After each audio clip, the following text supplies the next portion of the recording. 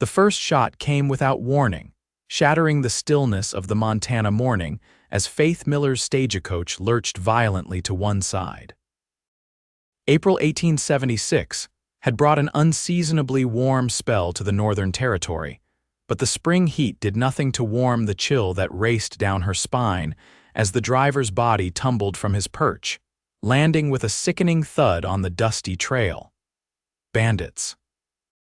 Someone screamed, and before Faith could fully comprehend what was happening, the coach was careening out of control, horses spooked and running wild down the winding mountain path. 22 years of privileged Eastern living had not prepared Faith for this moment. Her gloved hands clutched desperately at the leather strap hanging above the window as the stagecoach bounced violently over rocks and ruts. Through the small window, she caught glimpses of pine trees and rocky outcroppings flashing by at terrifying speed. "We're going to die," whimpered Mrs. Henderson, the banker's wife who had befriended Faith during their journey west. Her husband had been riding shotgun next to the driver, and the grim reality of his fate was etched into the older woman's face. Another shot rang out, splintering wood near Faith's head. She ducked instinctively, her heart hammering against her ribs. Her journey to Montana Territory to become a schoolteacher now seemed like a foolish dream born of naivety and romantic notions about the West. The coach hit something substantial, a boulder or fallen tree, and Faith felt herself being thrown violently against the door. The latch, weakened by the impact of the shot, gave way, and suddenly she was airborne, tumbling through space before striking the ground with enough force to drive the air from her lungs. Pain exploded through her body as she rolled down an embankment, her fine traveling dress catching on brush and rocks. When she finally came to rest, the stagecoach was nowhere in sight, its thundering passage fading into the distance as it continued its wild journey down the mountain path. Faith lay still, assessing her injuries through waves of pain. Her left ankle throbbed mercilessly, and blood trickled from scrapes on her hands and face. The contents of her reticule lay scattered around her: a handkerchief, a few coins, and a crumpled letter of introduction to the town council of Elkhorn Springs. Gathering what strength remained, Faith dragged herself to a sitting position and surveyed her surroundings. Pine forests stretched in every direction with no sign of civilization.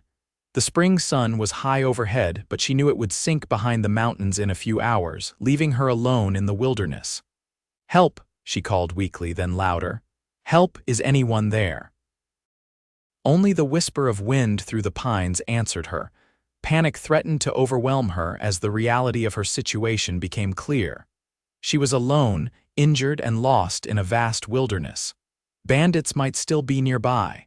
Night would bring cold temperatures and predators. Faith had read enough about frontier life to know her chances of survival were slim. Gathering her scattered belongings, she tried to stand but collapsed with a cry of pain when her injured ankle refused to bear weight. Tears welled in her eyes as desperation set in. "I will not die here," she whispered fiercely to herself. "I will not." With renewed determination, Faith began to drag herself toward what appeared to be a game trail leading downhill. If the stagecoach had been bound for Elkhorn Springs, then logically, continuing downhill might lead her to town, or at least to the main road. The going was painfully slow. Each movement sent fresh waves of agony through her ankle and scraped her already raw hands against the rocky ground. Her once fine traveling dress, a deep blue wool that had been her pride, was torn and filthy. The fashionable but impractical boots she wore provided little protection as she crawled over rough terrain. By mid-afternoon, Faith had made dismally little progress. The sun beat down mercilessly, and her lips were parched with thirst. The small stream she encountered was a blessing that brought tears to her eyes. She drank deeply, then soaked her handkerchief to clean her wounds as best she could. It was while she rested by the stream that Faith heard at the distant sound of hoofbeats approaching. Fear and hope warred within her. Was it the bandits returning to finish what they'd started, or potential salvation? With no way to flee, Faith pressed herself against the trunk of a large pine, hoping its shadows would conceal her. The hoofbeats grew louder, then slowed to a walk. Through the trees, she glimpsed a solitary rider on a muscular bay horse moving cautiously along the game trail. As the rider drew closer, Faith could see it was a man tall and broad-shouldered, with a weathered cowboy hat pulled low over his face. A rifle rested across his saddle, and he scanned the surroundings with the wary vigilance of someone who knew the dangers of the territory. Faith hesitated. Her father had warned her about the rough men of the frontier before she'd left Boston, but the alternative was certain death alone in the wilderness. Gathering her courage, she called out weakly, "Help, please!" The effect was immediate. The man reined his horse sharply, the rifle suddenly in his hands, and pointed in her direction. His eyes, piercing blue beneath the brim of his hat, scanned the trees until they found her huddled form. "Don't shoot," Faith pleaded, raising her hands. "I'm from the stagecoach." There was an attack. The man's expression softened slightly as he lowered the rifle. "The Elkhorn stage, I heard shots." He dismounted in one fluid motion, securing his horse before approaching her cautiously. "Are you hurt, miss?" "My ankle," Faith managed. "I can't walk." The man knelt beside her, keeping a respectful distance. Now that he was closer, Faith could see he was younger than she'd first thought, perhaps 28 or 30, with several days' worth of stubble darkening a strong jaw. His clothes were dusty but well kept, marking him as a working man rather than a drifter. "Name's Brody Lawson," he said, removing his hat briefly. "I ranch about 10 miles east of here." "Faith Miller," she replied, the proper Boston introductions seeming absurdly formal under the circumstances. "I was traveling to Elkhorn Springs to take a position as the new schoolteacher." Something like respect flickered in Brody's eyes. "That's a mighty brave thing, a lady like yourself coming all this way alone."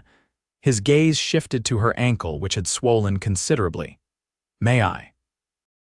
At her nod, he gently examined her injury, his calloused hands surprisingly gentle. "Not broken, I don't think, but a bad sprain for sure. You're lucky it's not worse, falling from a moving coach." He looked up at the darkening sky. "We need to get you somewhere safe before nightfall." "My cabin's closest." Faith hesitated, propriety warring with practicality. A proper lady did not simply go off alone with a strange man, even under dire circumstances. But the wilderness offered no alternatives. "The others on the stage," she said. "We should try to find them." Brody's expression grew grim. "I'll send word to the sheriff when we reach my place, but if bandits hit the stage..." He didn't finish the thought. "Can you ride?" Faith had never been on a horse in her life, but she nodded anyway. "I'll manage." When Brody moved to help her stand, the pain in her ankle sent blackness crowding the edges of her vision. She swayed dangerously. "I'm too weak," she whispered, humiliation burning her cheeks.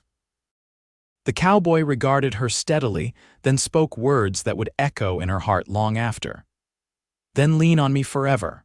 Without further discussion, he lifted her into his arms as if she weighed nothing, carrying her to his horse. With surprising gentleness, he helped her into the saddle before mounting behind her, one strong arm securing her against his chest. "Hold tight to the horn," he instructed, and then they were moving, the horse picking its way carefully down the trail as the last rays of sunlight filtered through the pines. Faith was acutely aware of the impropriety of their position, the solid warmth of his chest against her back, his breath stirring the loose strands of her hair. Yet there was nothing improper in his manner. His hold was secure but respectful, his attention focused on guiding the horse safely through the gathering dusk. "What brought you out this way, Mr. Lawson?" Faith asked, partly to distract herself from the pain and partly to break the intimate silence. "Just Brody," he corrected. "I was tracking a mountain lion that's been after my calves, lost the trail near where I found you." There was a pause before he added, "I'm mighty glad I did." They rode in silence for a time, the rhythmic movement of the horse lulling Faith despite her discomfort. The pain and shock of the day's events began to catch up with her, and she found herself leaning more heavily against Brody's sturdy frame. "Stay awake, Miss Miller," he said, his voice rumbling against her back. "Not much further now." Faith forced her eyes open, focusing on the trail ahead. "Faith," she said softly, "if I'm to call you Brody, then you must call me Faith." The cabin appeared suddenly through the trees, a solid structure of hewn logs with a stone chimney. It was larger than Faith had expected, with a small attached stable and corral. A dog's bark greeted their approach, and a border collie bounded from the porch to circle their horse excitedly. "That's Patch," Brody explained as he dismounted. "He won't harm you." The loss of his warmth made Faith shiver in the cooling evening air. Before she could attempt to dismount, Brody reached up and gently lifted her from the saddle, carrying her toward the cabin door. "This is highly improper," Faith felt compelled to say, though her arms had instinctively wrapped around his neck. "So is leaving a lady to die in the wilderness," Brody replied with the hint of a smile. "I reckon the good Lord will forgive us both." The cabin interior was surprisingly neat and comfortable. A stone fireplace dominated one wall, with a cooking area and rough-hewn table nearby. Shelves held books more than Faith would have expected, and simple but serviceable furniture filled the space. Brody carried her to a rocking chair near the fireplace, setting her down with care before moving to light the lamps and stoke the banked coals in the hearth. The dog, Patch, approached cautiously, resting his head on Faith's knee in a gesture of canine sympathy. "He's a good judge of character," Brody commented, watching the interaction. "I've never had a dog," Faith admitted, tentatively stroking the collie's soft head. "Never had a dog." Brody sounded genuinely shocked, as if she'd admitted to never having seen the sun. "Well, Patch will make up for lost time. He's partial to having his ears scratched."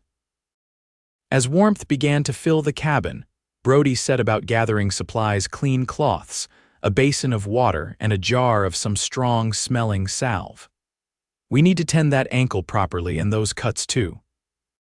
Faith became painfully aware of her disheveled appearance, torn dress, tangled hair, dirt and blood on her face and hands. "I must look a fright." "You look like someone who survived what many wouldn't," Brody corrected, kneeling before her with the basin. "May I?" At her nod, he gently removed her ruined boot and rolled down her stocking to examine her ankle. His touch was clinical but tender as he bathed the swollen joint and applied the salve, which smelled of camphor and other herbs. "My mother's recipe," he explained. "Works better than anything from a doctor's bag." "Your mother taught you nursing skills?" Faith asked, trying to distract herself from the intimacy of the moment. A shadow crossed Brody's face. "She taught me plenty before she passed. Pa followed 3 winters ago, been on my own since." "I'm sorry," Faith said sincerely. "My own mother died when I was 14. Father raised me alone until last year when consumption took him too." Their eyes met in a moment of shared understanding. They were both alone in the world, survivors of loss. "That why you came west?" Brody asked, carefully wrapping her ankle with a clean strip of cloth. "No family left back east," Faith nodded. "That, and I wanted to make a difference. There are children here who need education who might never get a chance otherwise." Brody's expression softened. "That's a fine calling." He finished binding her ankle and moved to clean the cuts on her hands and face with the same gentle attention. "You'll need to rest that ankle for at least a week, maybe more." Reality crashed over Faith like a bucket of cold water. "A week, but I'm expected in Elkhorn Springs tomorrow." "The school term is supposed to begin next Monday. School will have to wait," Brody said firmly. "You can't walk, and riding into town would only make it worse." He hesitated. "I can send word to the sheriff tomorrow. He can let the town council know what happened." Faith closed her eyes, fighting back tears of frustration. Her new life in the West was not beginning as she had planned. "What about my things? All my belongings were on the stagecoach." "If the sheriff finds the coach, he'll secure your property," Brody assured her. "And if not, well, folks around here look after their own. The town will make sure you have what you need to start teaching once you're healed." I'm hardly their own, Faith pointed out. I'm a stranger who hasn't even arrived yet. Brody's smile was warm. You're the new schoolteacher. That makes you important. Besides, you're under my protection now, and I've got some standing in these parts. The simple declaration should have offended Faith's independent nature, but instead it brought an unexpected sense of security. Thank you, she said softly.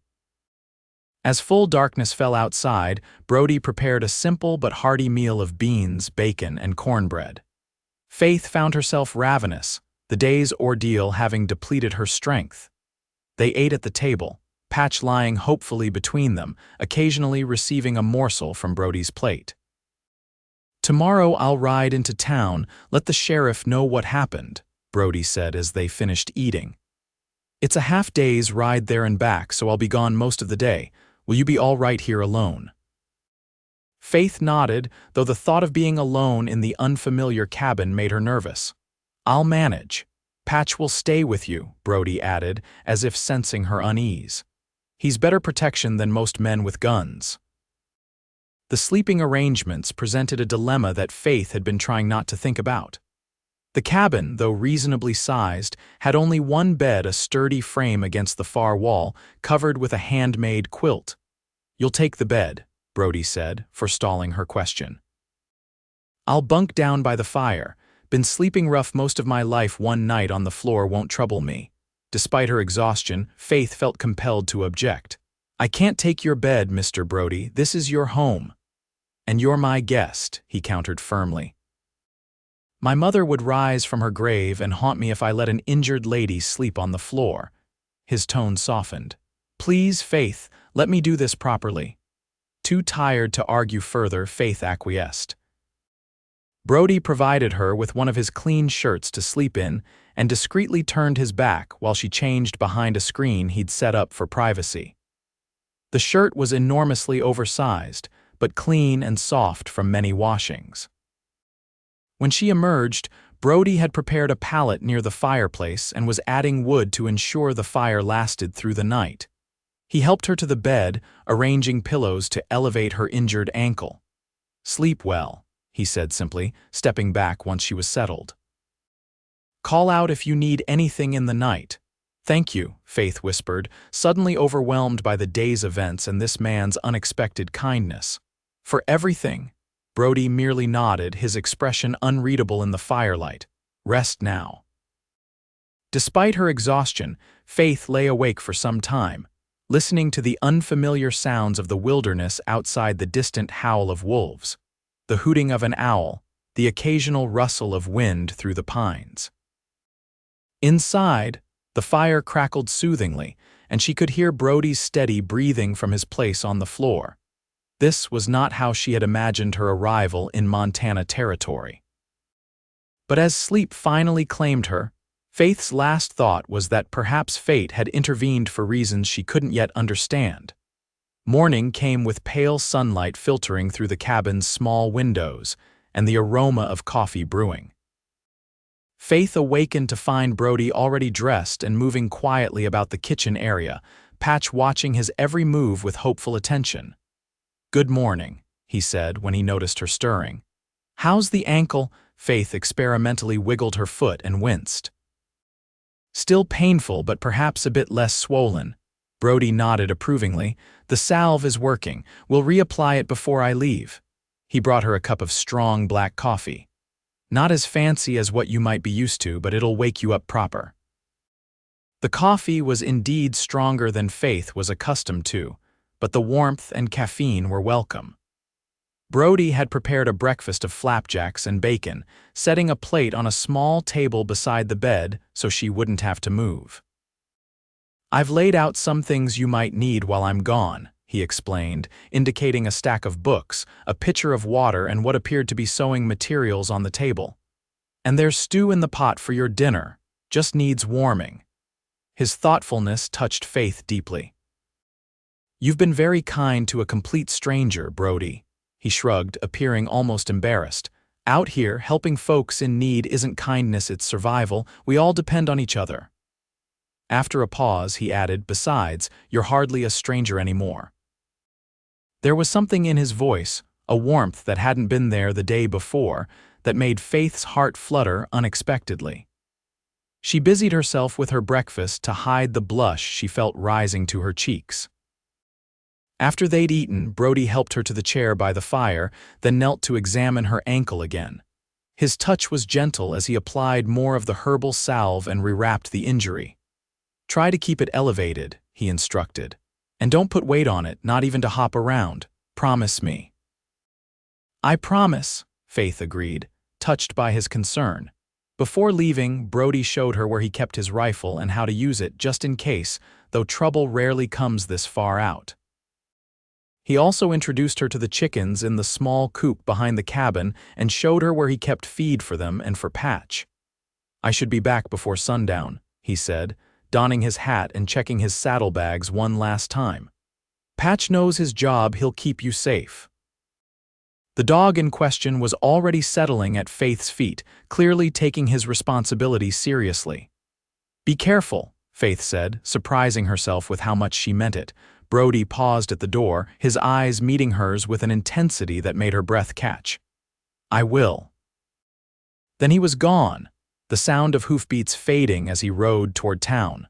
Alone in the cabin with only Patch for company, Faith found herself thinking about the strange twist of fate that had brought her here. Had the stagecoach not been attacked, she would now be settling into the small room behind the schoolhouse in Elkhorn Springs, preparing for her first day of teaching.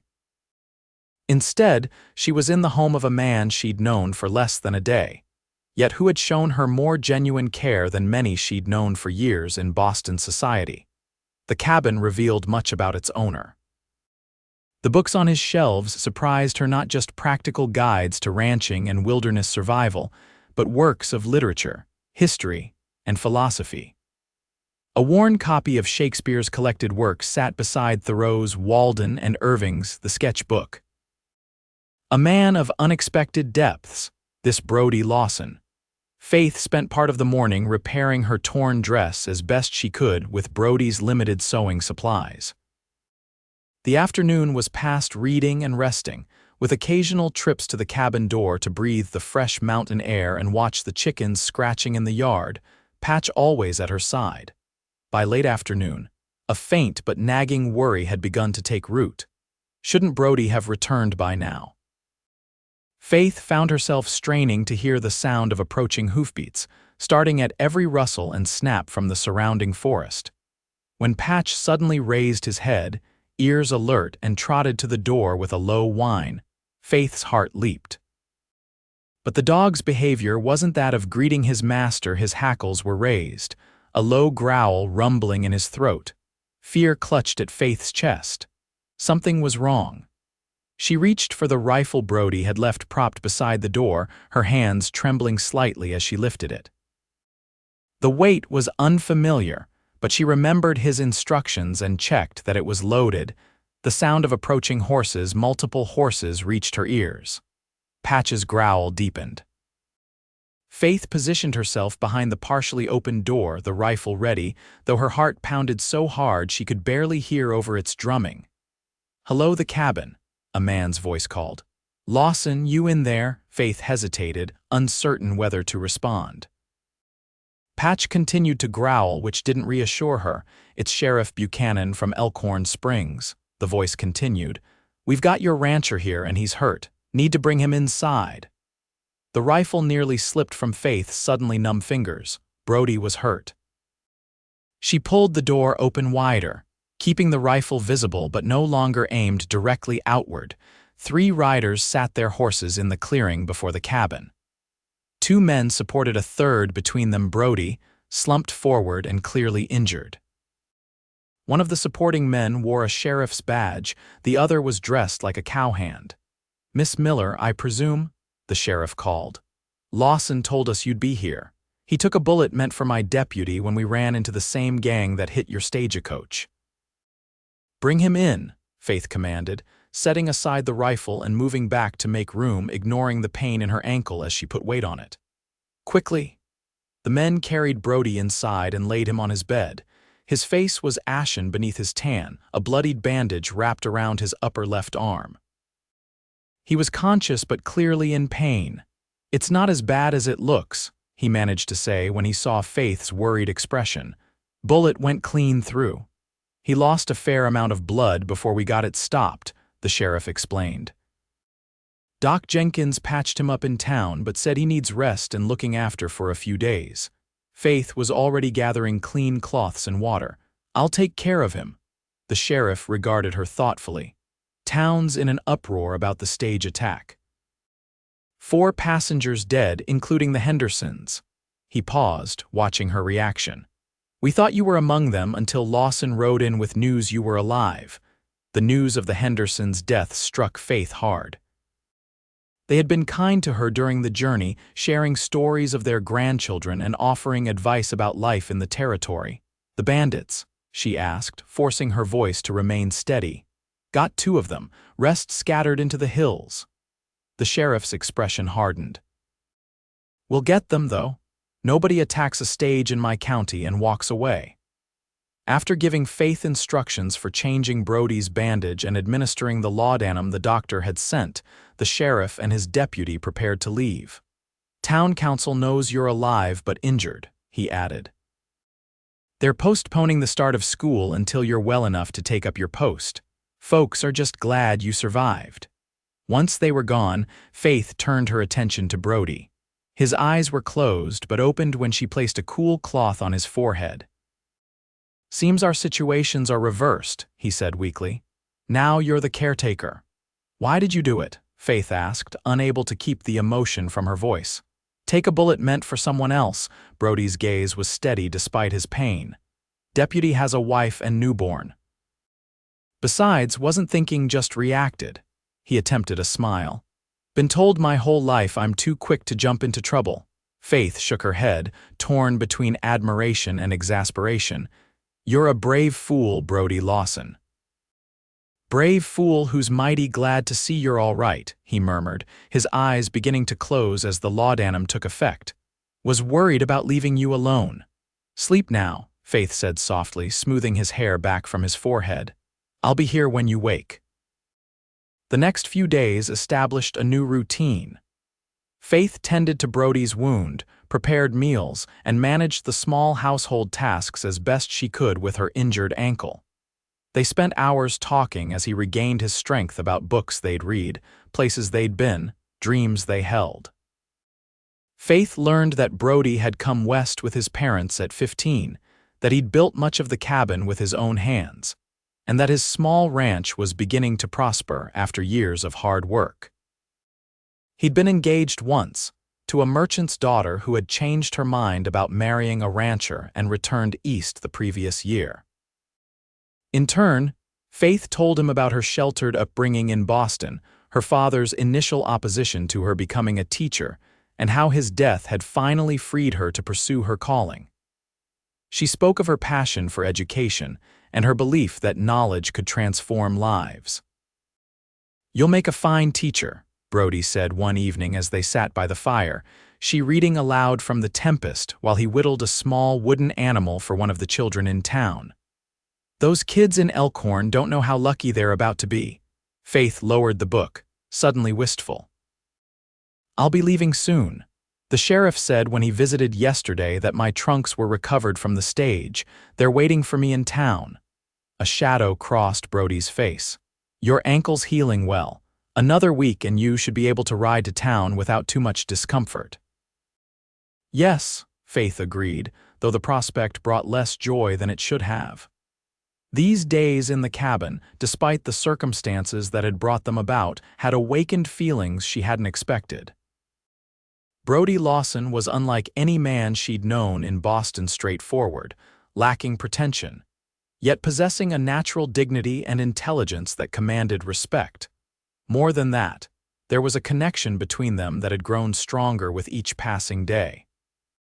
She'd caught him watching her when he thought she wouldn't notice, his eyes reflecting emotions that made her heart race.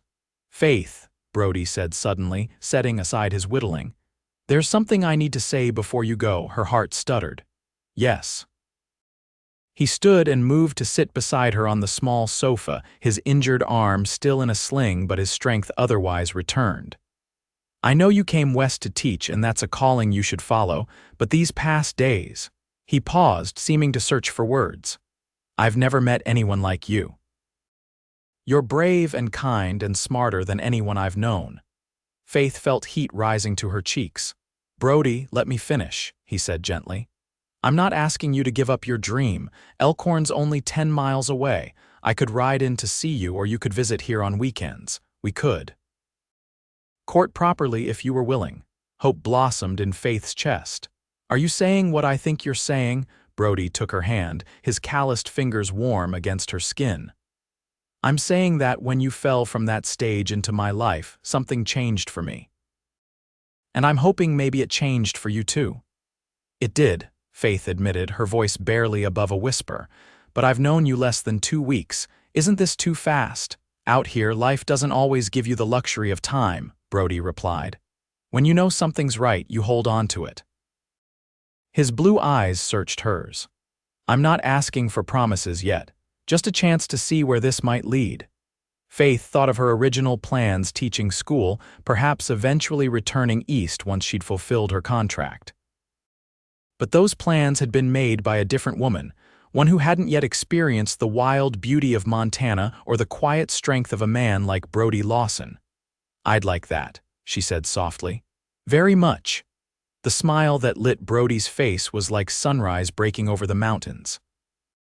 Slowly, giving her every chance to pull away, he leaned forward and pressed his lips to hers in a gentle, questioning kiss. Faith had been kissed before chaste, proper kisses from suitors her father had approved in Boston. This was different. This was a promise, a beginning, a homecoming she hadn't known she was seeking. When they separated, both a little breathless, Brody rested his forehead against hers. "I've been wanting to do that since I found you by that stream," Faith smiled. "Even covered in dirt and crying about my ankle." "Especially then," he chuckled. "You were the prettiest thing I'd ever seen, even all banged up and frightened." As spring turned to summer, Faith settled into her role as Elkhorn Springs schoolteacher. The small town welcomed her warmly, grateful for her dedication to their children's education. She lived in the tidy room behind the schoolhouse during the week, but each Friday afternoon, Brody would arrive with his wagon to bring her to the ranch for the weekend. Those weekends became precious time for both of them.